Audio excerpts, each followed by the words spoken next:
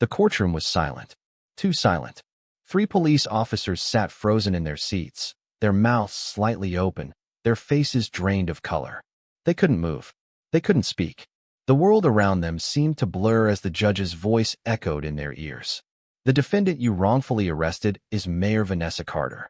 A collective gasp spread through the courtroom. Murmurs rippled across the spectators, disbelief written on their faces. The officers had spent the last week treating the woman like a criminal, parading her in cuffs, humiliating her, certain that she was just another nobody. And now, here they were, sitting in a court of law, staring at the woman they had mocked, beaten, and shoved into a police car, only to find out she was the highest-ranking official in the city. One of the officers, Sergeant Blake Harrison, felt his throat tighten. The memory of that night came flooding back, his hand grabbing her arm, the way she looked at him, the strength in her eyes even as he pushed her into the back seat. He had ignored her protests. He had smirked when she told him she hadn't done anything wrong. Now, she was standing before them in a sharp black suit, shoulders squared, chin lifted, the very image of power. The same woman they had insulted, accused, and dragged to jail was now their nightmare in human form. The judge's gavel slammed down. Order in the court. The officers didn't move. They couldn't. Then Vanessa stepped forward. Her voice was calm, but there was fire beneath it. "You wanted to see me in court, didn't you?" she said, tilting her head slightly. "Well, gentlemen, here I am." The officers' hands clenched on the table. Their fate was now in the hands of the very woman they had wronged. And then, just as Blake swallowed the lump in his throat, the judge spoke again. "Before we proceed, let's go back to the night of the incident. The night these officers made the biggest mistake of their careers. Everything went dark. A week earlier, the city was quiet that night. A light drizzle tapped against the sidewalks, reflecting the yellow glow of streetlights. It was just another evening in Briarwood, the kind of town where things felt safe, at least on the surface. Vanessa Carter walked alone down Willow Street, her heels clicking softly against the pavement. She had just finished a late meeting at City Hall and decided to walk home instead of waiting for her driver. The air was cool, and she enjoyed the peace. No flashing cameras, no reporters, just her, the night, and the distant hum of cars. She was dressed simply, a navy blue coat, dark jeans, and a pair of glasses she rarely wore in public. Most people wouldn't recognize her like this. That was one of the reasons she liked walking at night. She could just be herself. Not the mayor, not the politician, just Vanessa. As she neared the corner of Sycamore Avenue, she saw flashing red and blue lights in the distance. A police car was parked on the side of the road, its headlights beaming through the drizzle. 3 officers stood beside it, talking amongst themselves. She paid them no mind. She was almost home. Then, suddenly, "Hey, you there?" Vanessa turned. One of the officers had stepped forward, hand hovering over his holster. She blinked, confused.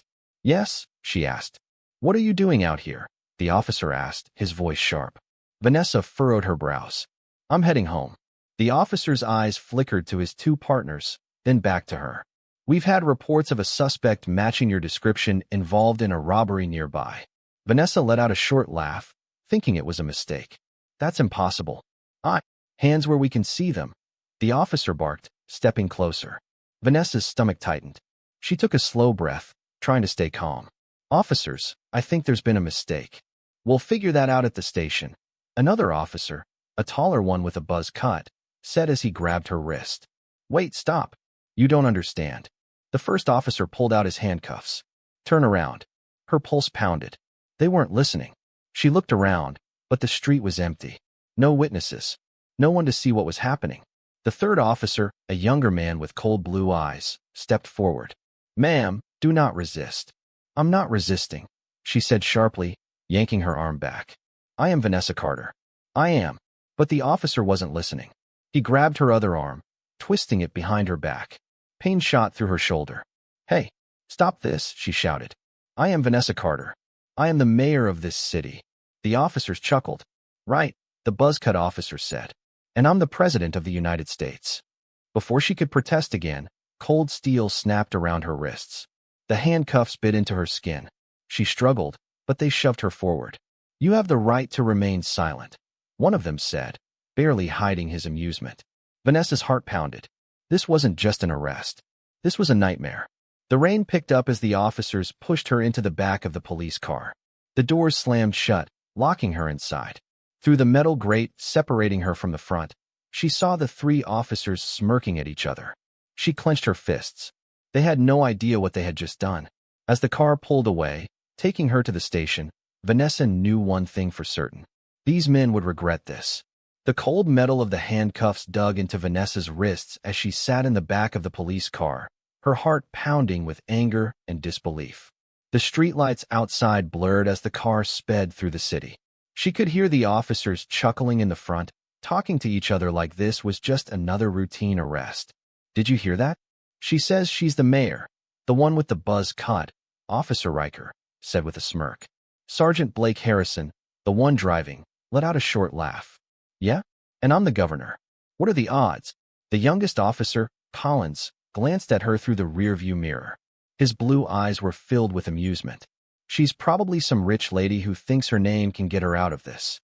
Vanessa stayed silent, her jaw clenched. They didn't know. They had no idea who she was, and they weren't even trying to check. She wanted to scream at them, but she knew it wouldn't do any good. Right now, they thought she was powerless. They thought she was just another black woman who had to submit to their authority. They were wrong. Very wrong. The car pulled up to the police station.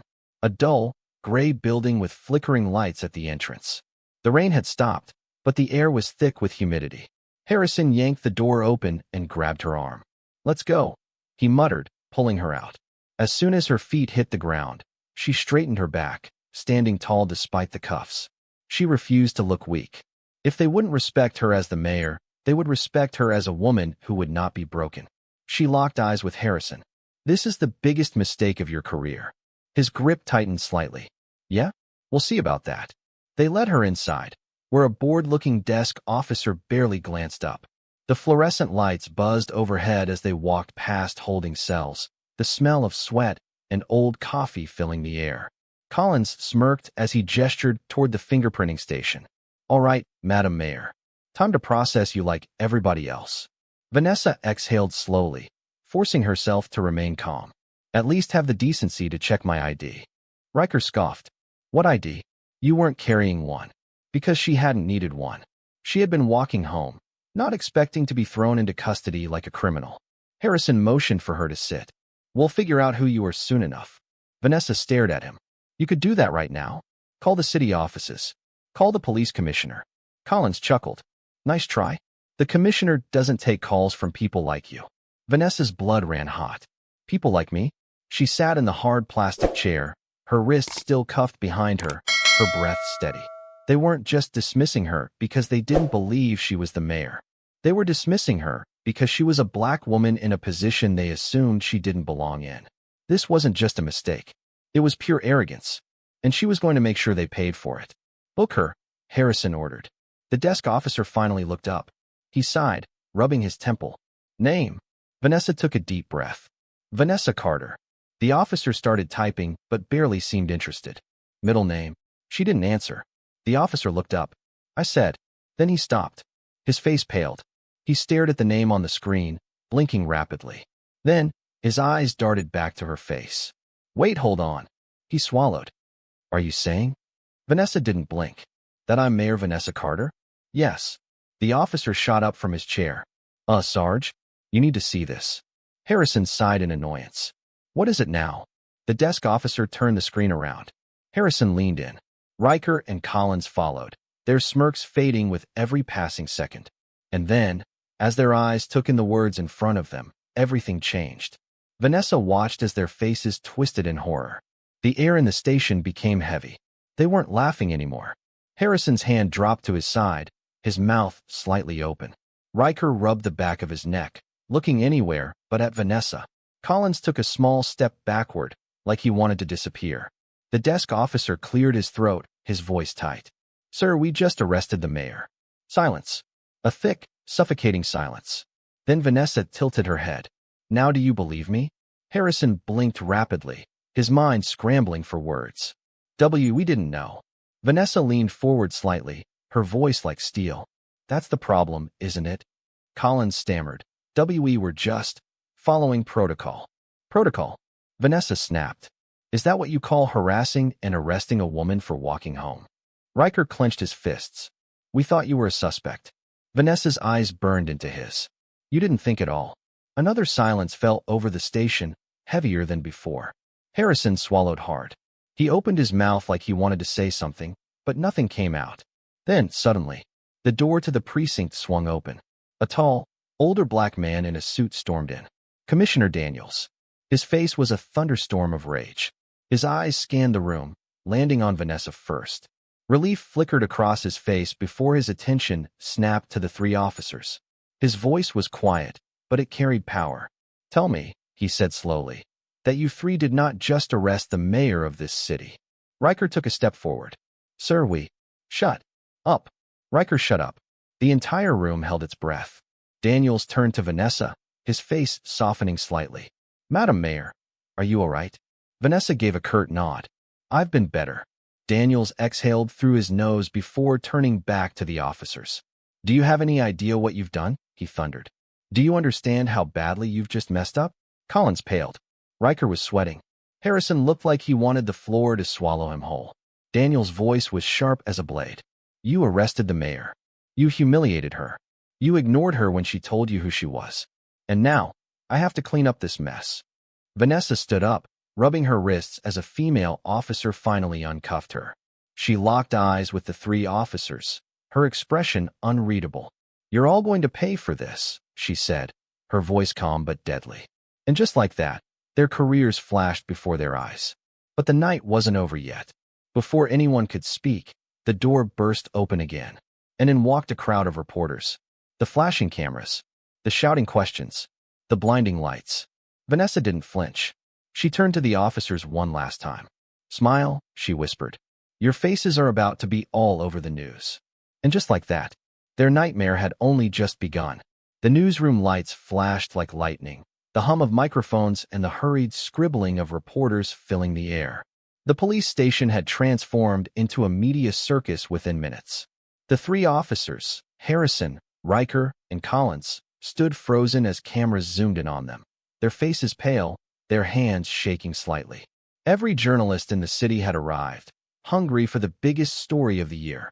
3 white officers arrest black woman only to find out she's the mayor. Vanessa Carter stood at the center of it all. Calm, collected, powerful. The very image of a woman who had just been wronged but was about to make sure justice was served. Mayor Carter. Mayor Carter. A female reporter from Briarwood today shoved a microphone forward.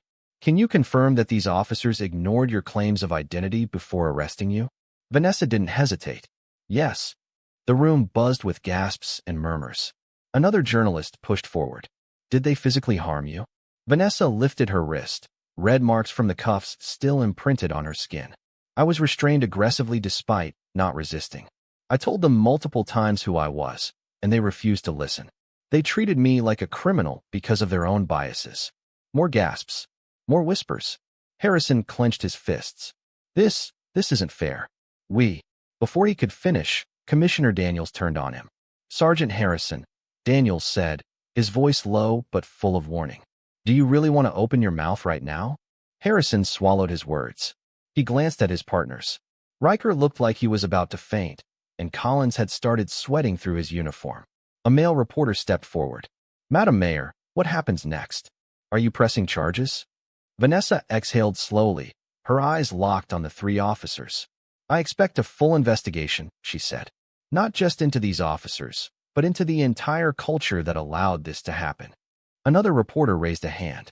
And what about their careers? Should they be fired? Vanessa didn't break eye contact with the officers as she spoke. I won't make that decision here, she said. But I will say this. She stepped forward, her heels clicking against the tile floor. The entire room held its breath. This isn't just about me, she continued.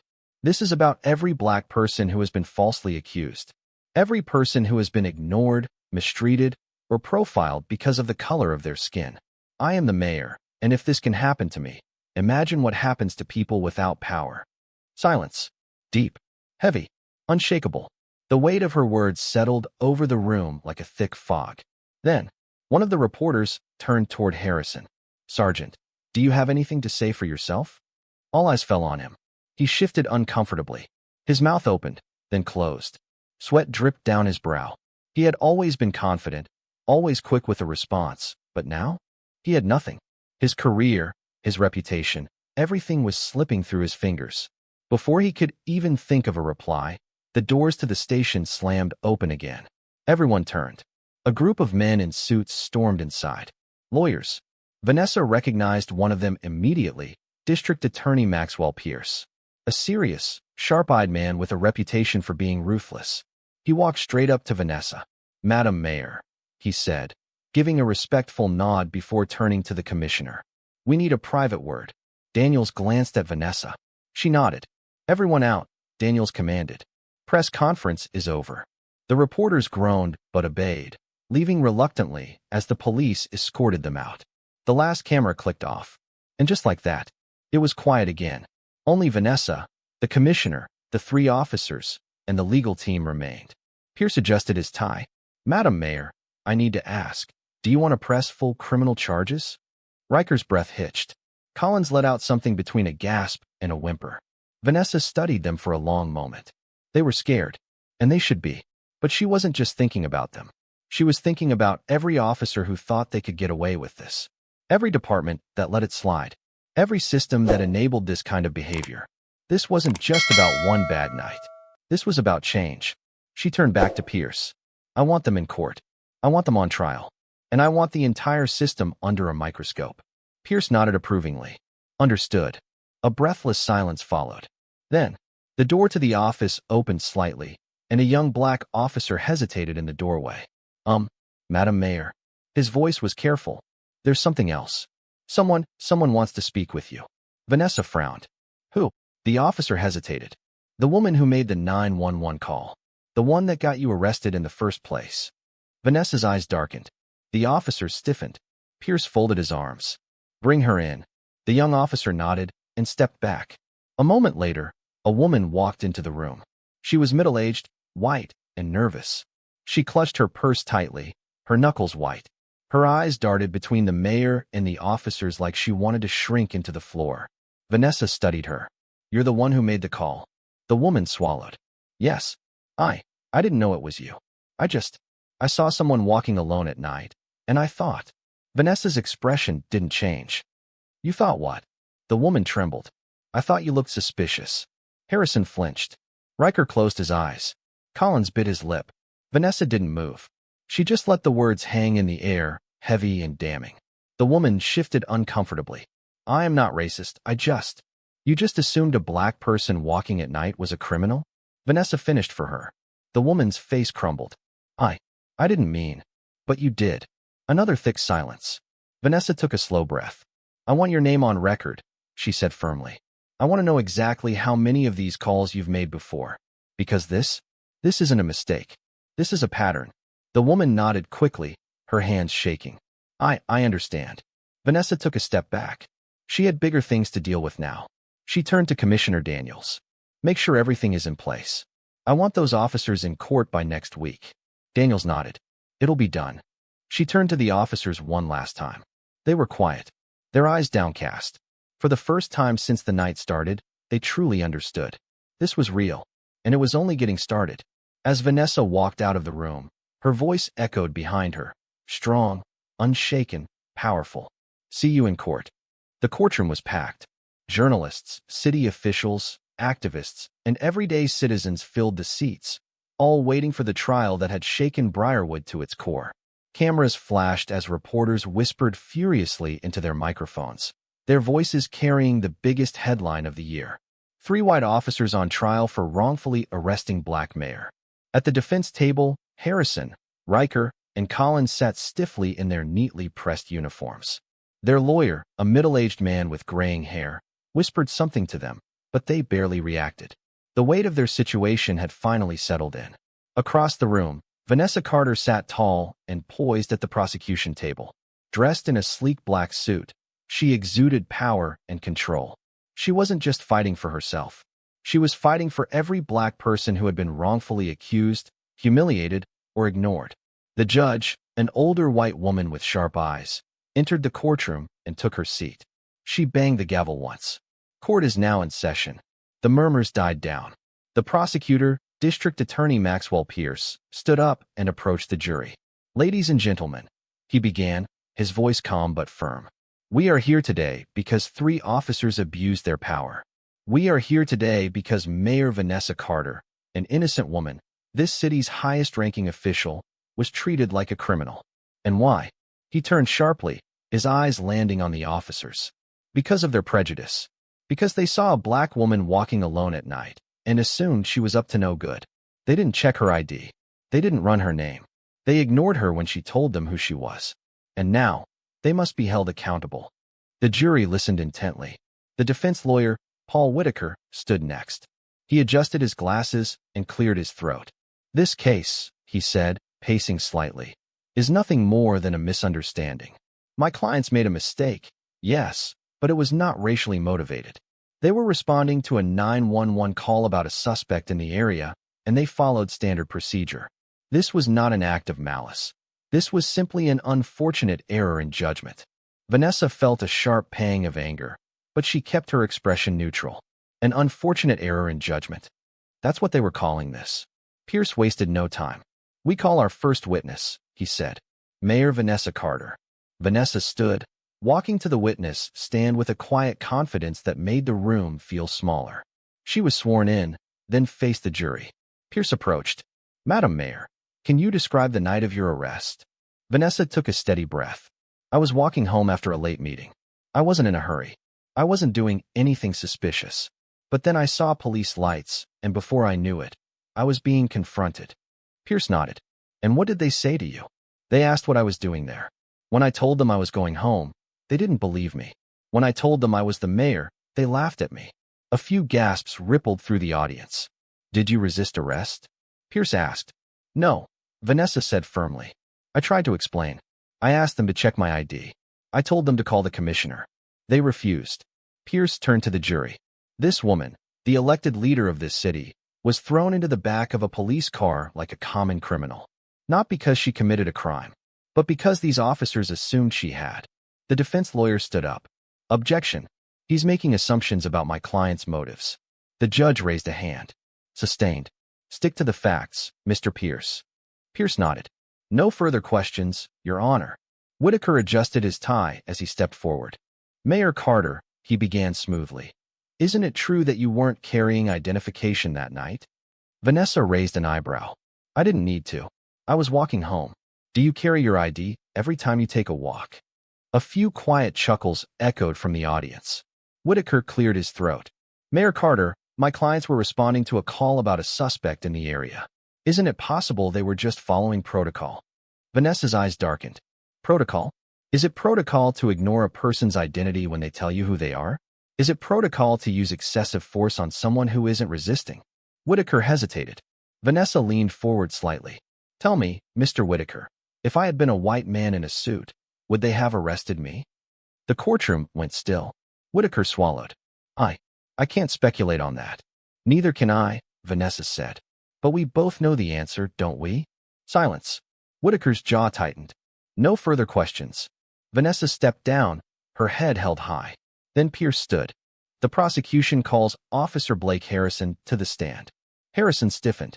The blood drained from his face as he stood slowly, walking to the witness stand like a man heading toward his execution. After he was sworn in, Pierce approached. "Sergeant Harrison," he began, "why did you arrest Mayor Carter that night?" Harrison shifted uncomfortably. We thought she matched the suspect's description." "Did you check her ID?" Harrison hesitated. "No." "Did you run her name?" Another hesitation. "No." "Did she tell you she was the mayor?" Harrison swallowed. "Yes." "And what did you do?" Harrison's throat bobbed. "I didn't believe her." Pierce's voice sharpened. "You didn't believe the mayor of your own city?" Harrison's face burned red. You didn't," Pierce said, his voice cutting through the silence. "Because she was black. Because she didn't look like what you think a mayor should look like." Harrison's mouth opened and closed. He had no words. The jury watched him carefully. Pierce stepped back. No further questions. The courtroom was silent. Then the judge cleared her throat. "We will reconvene tomorrow morning." She banged the gavel. "Court is adjourned." The moment the judge left, whispers filled the room. Reporters rushed toward their phones. The trial wasn't even over yet, but the world had already seen the truth. Vanessa stood, fixing her blazer. Harrison, Riker, and Collins remained frozen in their seats. They looked broken, defeated. Vanessa turned toward them, her voice quiet but firm. "This is only the beginning," she said. Then she walked away. But before she could exit, a loud bang echoed in the hallway outside. People screamed. The security officers ran toward the doors. Vanessa froze. Something was wrong. Then a voice rang out. "Get down. Someone's got a gun." And just like that, chaos erupted. Screams filled the courthouse. People ducked under benches. Reporters scrambled for cover. Security officers rushed toward the hallway, guns drawn. The echoes of hurried footsteps and panicked voices ricocheted through the grand walls of the courthouse. Vanessa's heart pounded. Her instincts screamed at her to move, but she stood frozen for a second, trying to make sense of the chaos. Then, another bang. This one closer. "Everybody down," a security officer bellowed, shoving people toward the ground. Vanessa barely had time to react before a strong arm yanked her backward. "Get down," Commissioner Daniels hissed, pulling her behind the witness stand. Vanessa hit the ground, breathing heavily, her back pressed against the wooden panel. Around her, people huddled, whispering in fear. The courtroom, once filled with the tension of the trial, had now turned into something much worse, a war zone.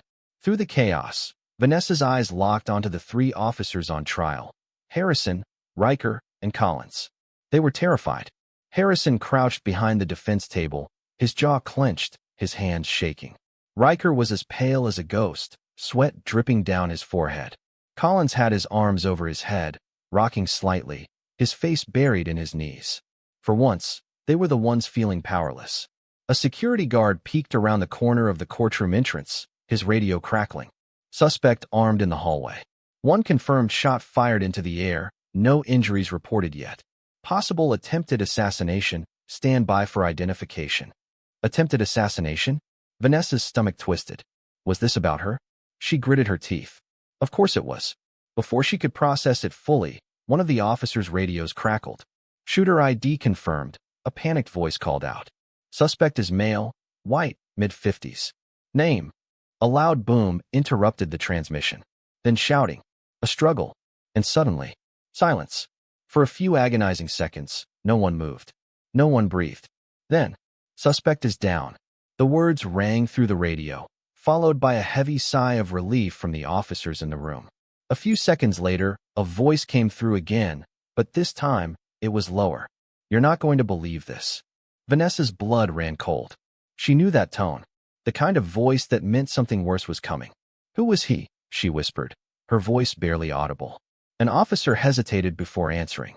"Suspect's name is Dale Carter." The name hit Vanessa like a punch to the chest. The courtroom fell into stunned silence. Records confirm he's a former Briarwood police officer. Served on the force for 25 years. Retired 5 years ago. Harrison's face twisted in horror. No, that's not." And the officer hesitated. "He's also the mayor's estranged father." Gasps exploded around the room. Vanessa's breath caught in her throat. Her father? A man she hadn't seen in over 20 years? The courtroom spun for a moment as memories came rushing back. Long nights of screaming, her mother's bruised arms, the sound of a slamming door when he finally left. She hadn't spoken his name since she was a teenager. And now, he had just stormed into a courthouse with a gun, looking for her. Vanessa forced herself to breathe. She couldn't afford to break down. Not here. Not now.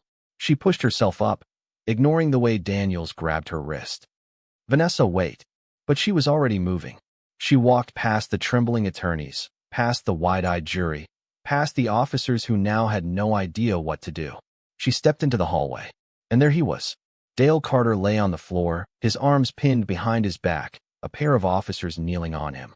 His white hair was messy, his face lined with age, but those piercing blue eyes, the same ones that had once glared at her in rage, still burned with something unreadable. Vanessa clenched her fists. For 20 years, she had no idea where he was. And now, after everything, after the wrongful arrest, after the trial, after the national scandal, he had come back. To kill her? To protect her? To ruin her?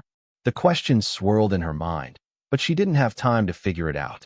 Because as he lifted his head, blood dripping from a cut on his forehead, he looked her straight in the eye and whispered, "You're in danger." For the first time since the night of her arrest, Vanessa Carter felt something she had not allowed herself to feel.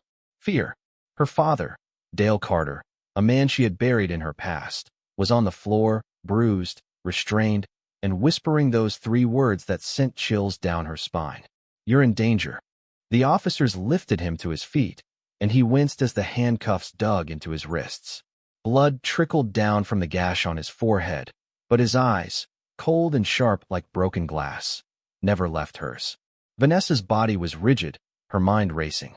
"Get him out of here," Commissioner Daniels ordered, his voice tight. The officers started to drag Dale away, but Vanessa found her voice. "Wait." The hallway fell silent. The officers hesitated, looking between her and Daniels. "Let me talk to him," Vanessa said. "Vanessa, that's not a good idea," Daniels said.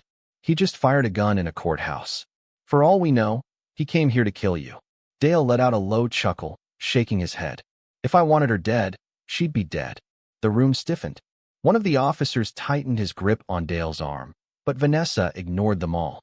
"Give us the room," she said, her voice steady. Daniels frowned. "Vanessa, now." It wasn't a request.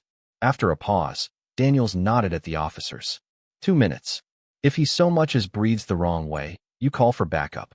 The officers slowly stepped back, leading the others away until it was just the two of them, father and daughter, standing in the quiet hallway of the courthouse. Vanessa folded her arms. "Talk." Dale licked his cracked lips, glancing around before lowering his voice. "You think this trial is your biggest problem? You have no idea what's coming." Vanessa's stomach tightened. "What are you talking about?" Dale's lips curled into something between a smirk and a grimace. "You always were too smart for your own good. You think those 3 idiots in there are the only bad cops in Briarwood." Vanessa stiffened. Of course she didn't. She knew this case wasn't just about 3 racist officers. She knew there was something bigger beneath the surface. But how did he know? She narrowed her eyes. "You're retired. How do you know what's happening inside the department?" Dale exhaled through his nose. "Because I was the department." A chill ran down her spine. "What do you mean?" she asked carefully. Dale leaned in slightly, his voice barely above a whisper. "There's a list, Vanessa. A hit list. Names of people who get too close to exposing the truth. Journalists, activists, cops who ask the wrong questions." Vanessa's heart pounded. "You're saying Briarwood PD has a secret list of people they want gone?" Dale nodded. "And you, sweetheart? You just shot to the top of it." Vanessa's breath hitched, but she kept her face neutral. She refused to let him see that he had rattled her. "Why should I believe anything you say?" she asked coldly. "You abandoned me and Mom. You were a dirty cop. Why should I trust you now?" Dale tilted his head. "Because I know what's coming. And you don't." Vanessa clenched her fists. Every instinct in her body told her to walk away, to let the officers take him to a cell where he belonged, to pretend this conversation never happened. But something inside her whispered that he was telling the truth, and that terrified her more than anything. She took a deep breath. "Who else is on that list?" Dale gave her a grim smile. "We don't have time for that. But I can tell you one thing." Before he could finish, a commotion erupted at the end of the hallway. 2 uniformed officers burst in, their faces tight with urgency. One of them, a young black officer with wide eyes, ran straight for Commissioner Daniels. "Sir, we have a situation." Daniels frowned. "What now?" The officer hesitated, then turned toward Vanessa. "Madam Mayor, your house was just broken into." The world tilted slightly. "What?" Vanessa asked, her voice quieter than she expected. "It was ransacked," the officer continued. "They took files, papers, nothing else. No valuables, just documents." Vanessa's pulse pounded in her ears. Someone had gone through her personal records. Whoever was behind this, whoever wanted to silence her, wasn't waiting for the trial to end. They were already making their move. Dale let out a humorless chuckle. "Told you." Vanessa swallowed hard. Her father had just shot up a courthouse. Her home had just been broken into. And now, she had confirmation of something far bigger than just 3 corrupt cops. Something was coming, and she was running out of time.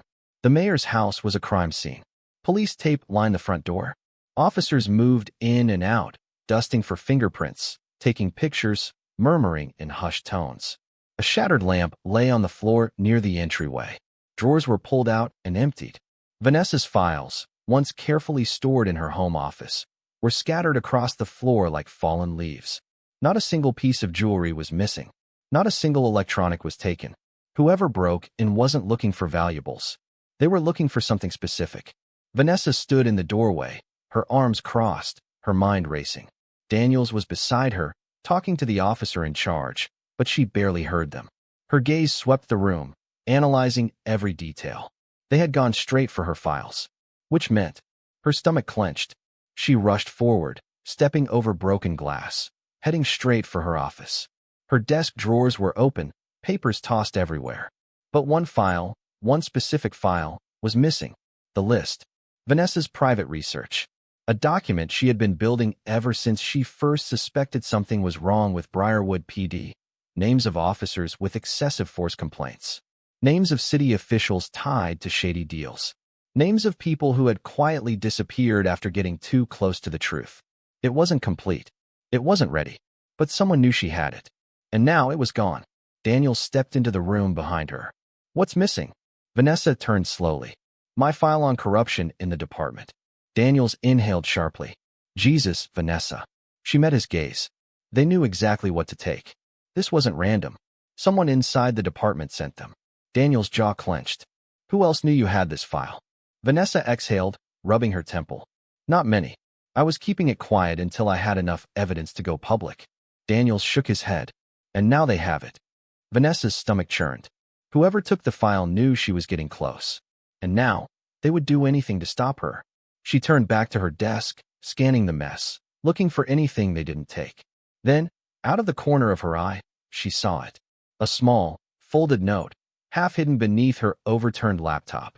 She reached for it, heart pounding, unfolding the crumpled paper with steady hands. One sentence. Drop the case, or you'll end up on the list. Cold dread settled in her bones. Daniels read over her shoulder, his face darkening. Vanessa, I'm not backing down, she said immediately, her voice firm. Vanessa, this is serious. I know it's serious, she snapped. That's why I can't stop now. Daniels pinched the bridge of his nose. They broke into your house. That's not just a warning. That's a declaration of war. Vanessa met his gaze, her jaw set. Then let's fight. The next morning, Vanessa walked into City Hall with a plan. She had barely slept, her mind working through every possibility, every move she had left. She needed to be smart. She needed to be careful. And most of all, she needed to find out who had sent the message. Daniels had already ordered an internal investigation, but Vanessa knew better than to trust the system to police itself. She needed an outsider, which was why she was sitting across from Isaac Reed, a former FBI agent turned independent investigator. He leaned back in his chair, arms crossed, studying her carefully. You're telling me you had a secret file on police corruption, he said slowly. And now it's missing? Vanessa nodded. That's right. And you want me to help you find out who took it? Yes. Isaac exhaled, shaking his head. Madam Mayor, I don't know if you realize just how dangerous this is. I do, she said. And that's why I need someone who isn't tied to the system. Someone who doesn't answer to the police chief or the city council. Isaac studied her for a long moment, then leaned forward. All right, he said. I'm in. But if we're doing this, I need full access. Your emails, your call logs, your security footage. Everything. Vanessa nodded. Done. Isaac rubbed his chin. And I'll need to start with the officers who arrested you. Vanessa raised an eyebrow. You think Harrison, Riker, and Collins are involved? Isaac tilted his head. I think they were stupid enough to get caught. But the real threat? The ones pulling the strings?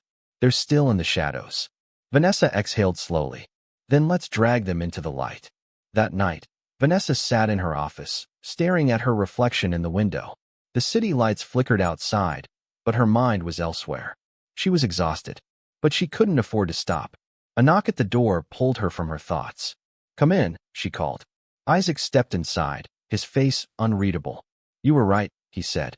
Vanessa frowned. About what? Isaac closed the door behind him. Someone inside the department took your file.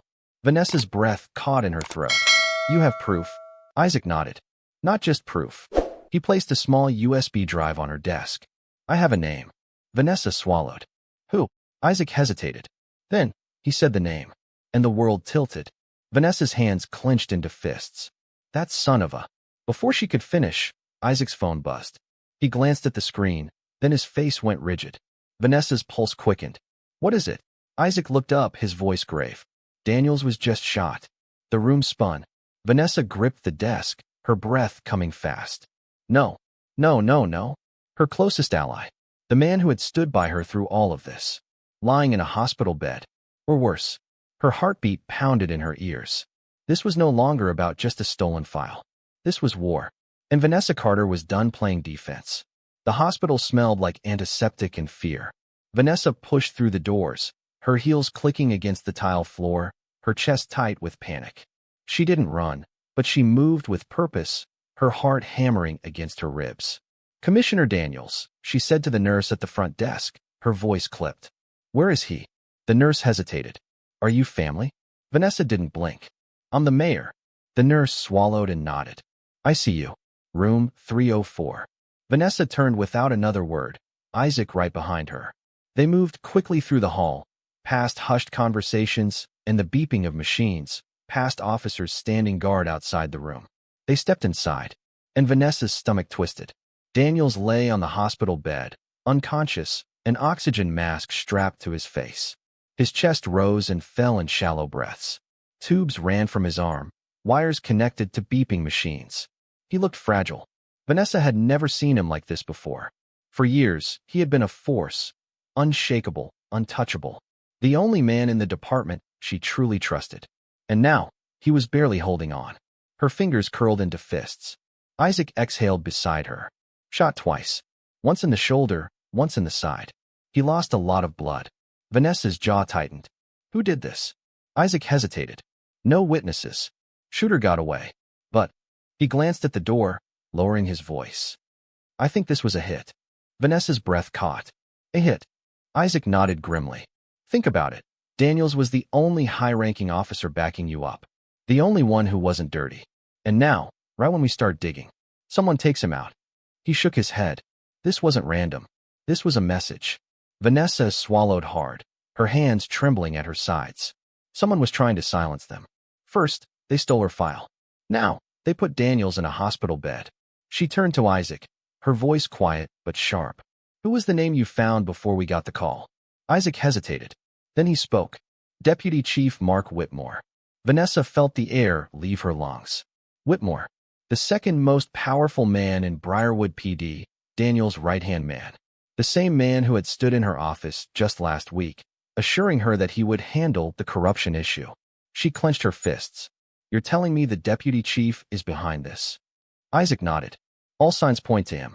Financial records, missing reports, connections to officers with multiple misconduct claims. He's been covering up cases for years. And now that you're getting too close. Isaac motioned to Daniels. He's cleaning up loose ends. Vanessa turned back to Daniels, watching the slow rise and fall of his chest. She had to stop this. She had to end this. And she knew exactly where to start. The next morning, Vanessa walked into police headquarters like a storm. Her security detail flanked her as she moved past officers who suddenly found very interesting things to do, avoiding eye contact. The tension in the air was thick, whispers trailing behind her like shadows. She didn't stop until she reached Whitmore's office. She didn't knock. She pushed the door open and stepped inside. Deputy Chief Mark Whitmore sat at his desk, looking up in surprise. Madam Mayor. Vanessa shut the door behind her. We need to talk. Whitmore leaned back in his chair, folding his hands. I assume this is about Commissioner Daniels. Vanessa narrowed her eyes. He's in critical condition. Whitmore nodded, feigning concern. A tragedy.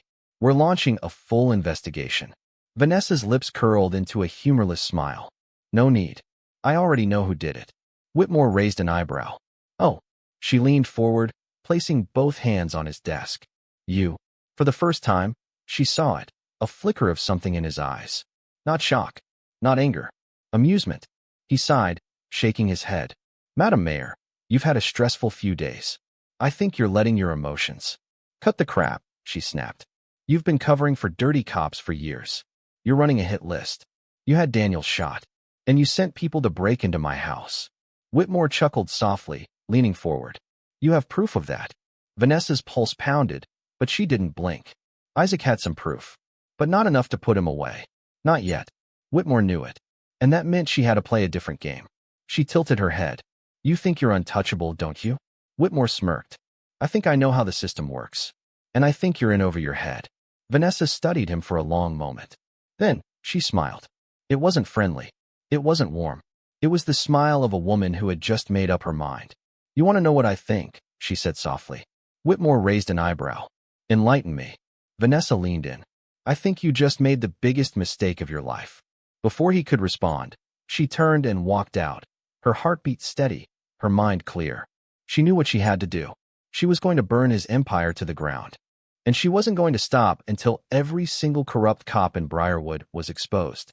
Whitmore wanted a war. He just got one. Vanessa Carter didn't sleep that night.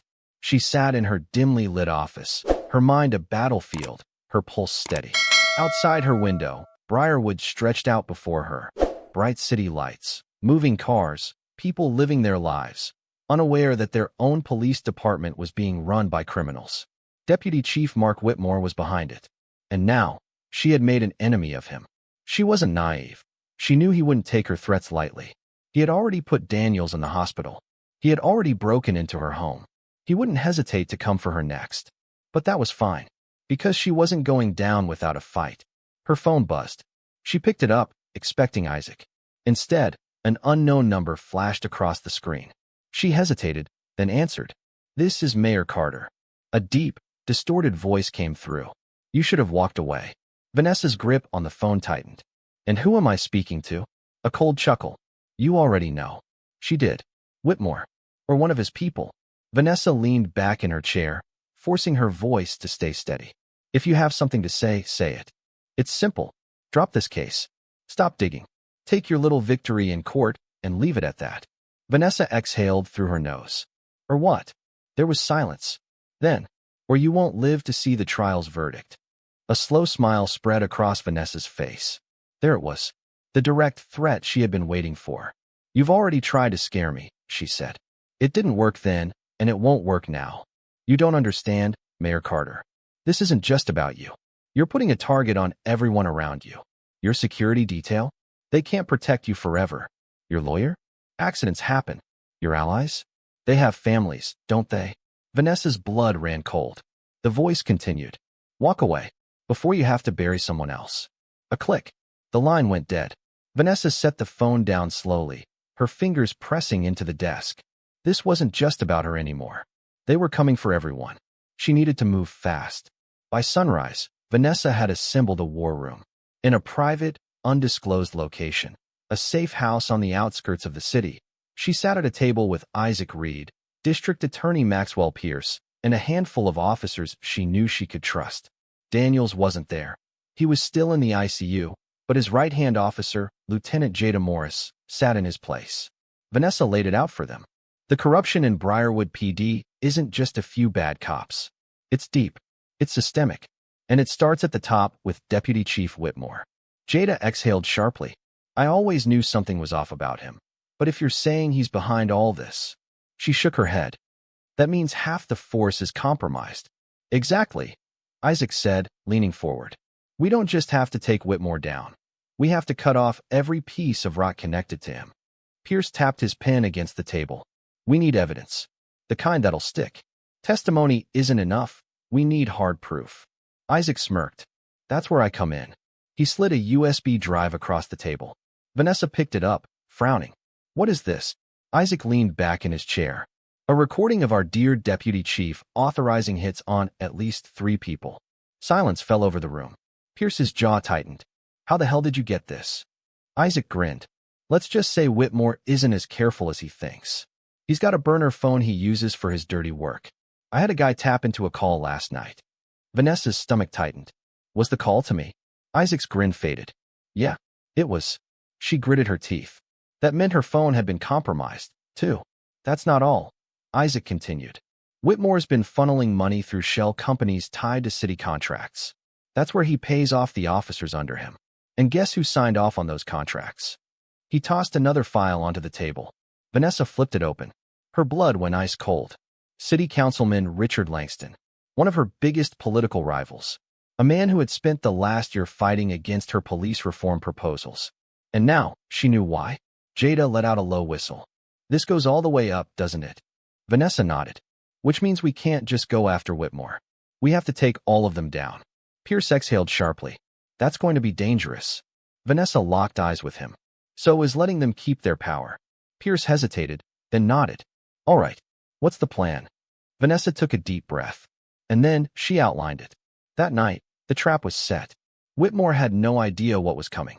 While he sat in his office, smug and untouchable, Vanessa and Isaac were already moving. They had sent a tip to a trusted journalist. They had handed over financial records to the feds. They had arranged for the state attorney general to be briefed.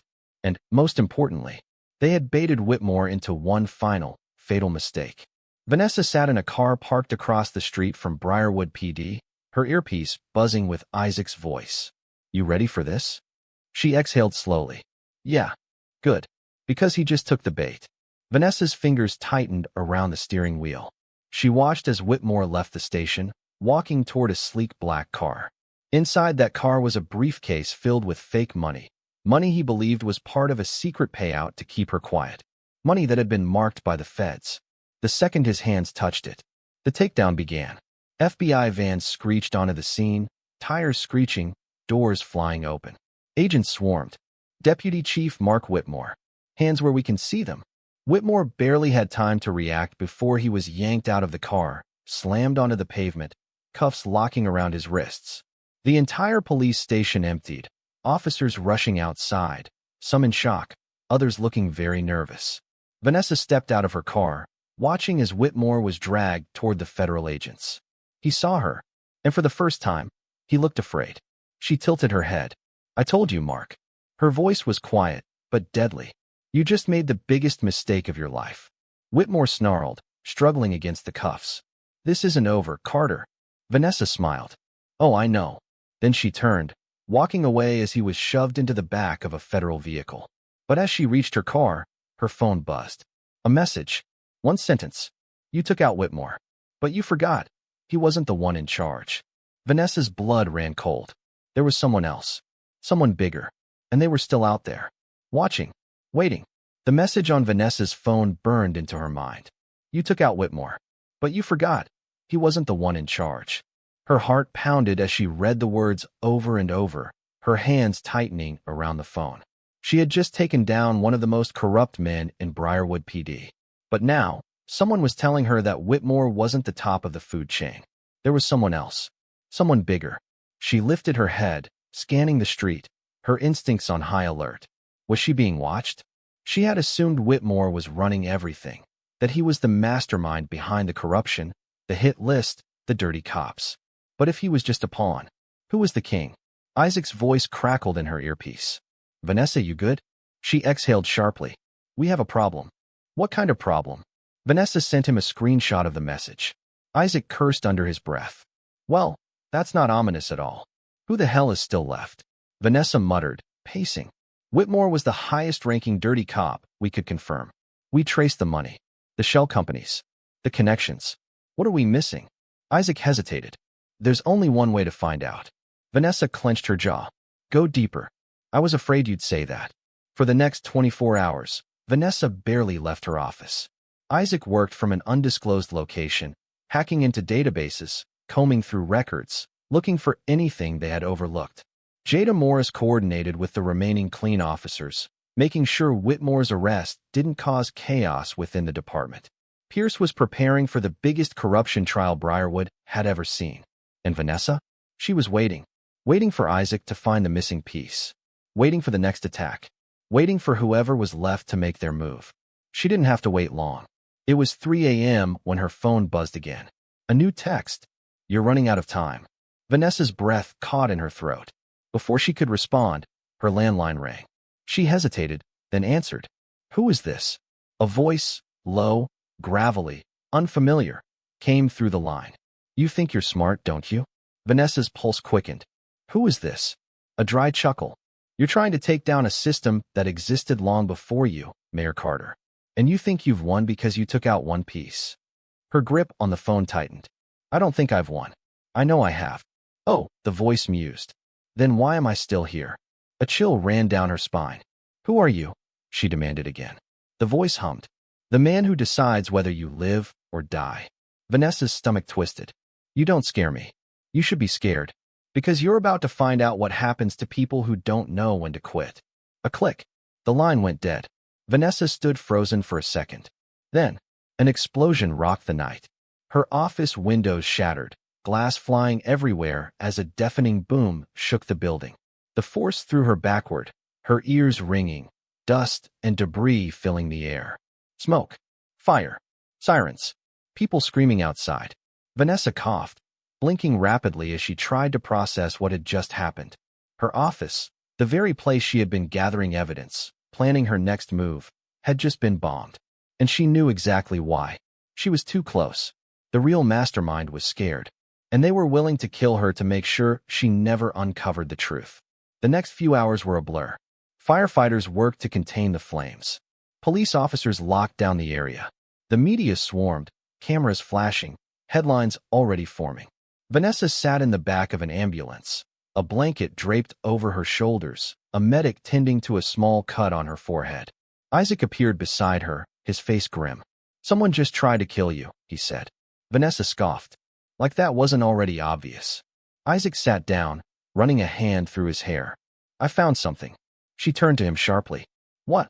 Isaac took a deep breath. "The real boss? The one above Whitmore." Vanessa leaned forward. "Tell me." Isaac looked her dead in the eye. "It's Langston." Vanessa's blood went cold. "Councilman Richard Langston?" Isaac nodded. "He's been pulling the strings the whole time. Whitmore was just his enforcer. The hit list? The money laundering? The dirty cops? They all lead back to him." Vanessa clenched her fists. "That son of a..." Isaac held up a hand. "It gets worse." She inhaled sharply. "How?" Isaac hesitated, then showed her a file on his phone. Vanessa's heart nearly stopped. A list of transactions, money transfers, and one document that sent ice through her veins. A contract, with her name on it. Langston had hired a hitman. Vanessa's mind raced. The bomb wasn't a scare tactic. It was a kill order. Langston wasn't waiting for her to back down. He wanted her dead. And if he was willing to go this far, he wasn't going to stop. Vanessa exhaled slowly, her entire body vibrating with rage. "This isn't about politics anymore," she murmured. Isaac nodded. "No, this is survival." Vanessa looked toward the city skyline, smoke still rising from what used to be her office. Langston thought he could scare her, thought he could take her out before she exposed him. But he had made one fatal mistake. He had come for her, and now she was coming for him. The city was awake. News stations ran breaking news banners across the screen. Headlines flashed. Explosion at mayor's office. Attempted assassination. Vanessa Carter targeted. Who wants the mayor dead? Corruption in Briarwood. How deep does it go? Vanessa sat in the back of an unmarked car, her phone buzzing nonstop. Calls from city officials, reporters, allies. Everyone wanted answers. She ignored them all. Right now, there was only one thing on her mind. Councilman Richard Langston, the man who had orchestrated her arrest. The man who had been pulling the strings behind Briarwood PD's corruption. The man who had tried to have her killed. And he thought he was going to get away with it. He was wrong. Isaac drove in silence, his grip tight on the wheel. "Langston's expecting you to run scared." Vanessa's jaw clenched. "Then let's disappoint him." Isaac smirked. "That's what I like to hear." They pulled up in front of City Hall. The press was already gathered outside, cameras flashing as soon as Vanessa stepped out of the car. "Madam Mayor, is it true your office was bombed? Who do you think was behind it? Are you going into hiding?" Vanessa adjusted her blazer, smoothing out invisible wrinkles. Then she stepped forward, her voice calm but powerful. "I am not going anywhere," she said, her voice carrying over the crowd. "Whoever is behind this wants me afraid. They want me to back down. But I am still here, and I will not stop until Briarwood is cleaned out, no matter who I have to take down to do it." The reporters shouted more questions, but Vanessa was already moving. Straight into City Hall. Straight to Langston's office. The door swung open. Langston sat behind his desk, looking completely unbothered. A smug smile played on his lips as he leaned back in his chair. "Mayor Carter," he said smoothly, "to what do I owe the pleasure?" Vanessa stepped inside, shutting the door behind her. "Cut the act." Langston chuckled. "I have no idea what you're talking about." Vanessa leaned forward, placing both hands on his desk. "You ordered the hit on me." Langston raised an eyebrow. Now, That's a very serious accusation. I have proof. Langston tilted his head, unfazed. Do you? Vanessa reached into her pocket, pulling out her phone. She hit play. A voice crackled through the speaker. Langston's voice. The mayor is a problem. She needs to be dealt with. Make it look like an accident. Langston's smirk faltered for a split second. Vanessa saw it. She leaned in closer. You tried to kill me, Langston. And now, I have enough to bury you. Langston exhaled through his nose, his confidence returning. Let's say, hypothetically, I was involved. What do you think happens next? You arrest me? Try to take me down publicly? You think the people of Briarwood will care? Vanessa narrowed her eyes. You really think you're untouchable, don't you? Langston smirked. I know I am. A beat of silence. Then Vanessa smiled. Not a friendly smile. A dangerous one. Not anymore. She turned, opening the door. And two federal agents stepped inside. Langston's smirk disappeared. What is this? He demanded. The taller agent pulled out a badge. Richard Langston, you are under arrest for conspiracy to commit murder, corruption, and abuse of power. Langston shot up from his chair. You can't do this. Vanessa crossed her arms. Oh, I can. And I just did. The agents grabbed Langston, twisting his arms behind his back. You have the right to remain silent. You think you've won? Langston snarled, struggling against the cuffs. You think this is over? Vanessa stepped forward, lowering her voice so only he could hear. Oh, Langston, she whispered. This is just the beginning. By nightfall, the city was on fire. Not literally, but politically. Langston's arrest sent shockwaves through Briarwood. Protests erupted outside City Hall. Reporters dug into his past, uncovering decades of corruption. Every official connected to him was now under investigation. And Vanessa? She stood at the center of it all. The survivor. The mayor who refused to back down. As she sat in her car, watching the news reports roll in, Isaac turned to her. You did it. Vanessa exhaled slowly. Not yet. Isaac frowned. What do you mean? Vanessa tapped her fingers against the car door. Langston was powerful. But if he was willing to risk everything to take me out. She met Isaac's gaze. That means there's someone even bigger pulling the strings. Isaac's face darkened. You think there's another player in this? Vanessa nodded. I don't think. I know. Isaac exhaled. Jesus. Vanessa looked out at the city skyline. Her eyes narrowed. She had just taken down a monster. But monsters always had masters. And whoever was at the top of this, she was coming for them next. Vanessa Carter didn't celebrate. Langston was in custody. The media was eating him alive. His political career was over, and the investigation into Briarwood PD had begun. Officers were flipping on each other, testifying against the system they had once protected. But Vanessa knew better than to think this was over. There was someone else, someone bigger, and she was going to find them. 3 days later, Vanessa sat across from Langston in a federal interrogation room. He was no longer the smug, untouchable politician. His suit was wrinkled. His hair was unkempt. His wrists were cuffed to the table. Yet, even now, there was something in his eyes, something Vanessa didn't like. Amusement. She leaned forward, her voice steady. Tell me who's above you. Langston chuckled. You really don't get it, do you? Vanessa clenched her jaw. Get what? Langston smiled lazily. You could take me down, take Whitmore down, take every corrupt cop in the city down, he leaned in. And it still won't matter. Vanessa stared at him. Why? Because, Madam Mayor, Langston said, his voice dripping with condescension. Corruption isn't a person. It's a system. You think you've won? Give it a year. 5 years. A new Whitmore will pop up. A new Langston. It never ends. Vanessa's blood ran cold. Because she knew, in some ways, he was right. She had spent so much time trying to cut off the head of the snake. But the truth was, there wasn't just one snake. There were hundreds. Langston smirked.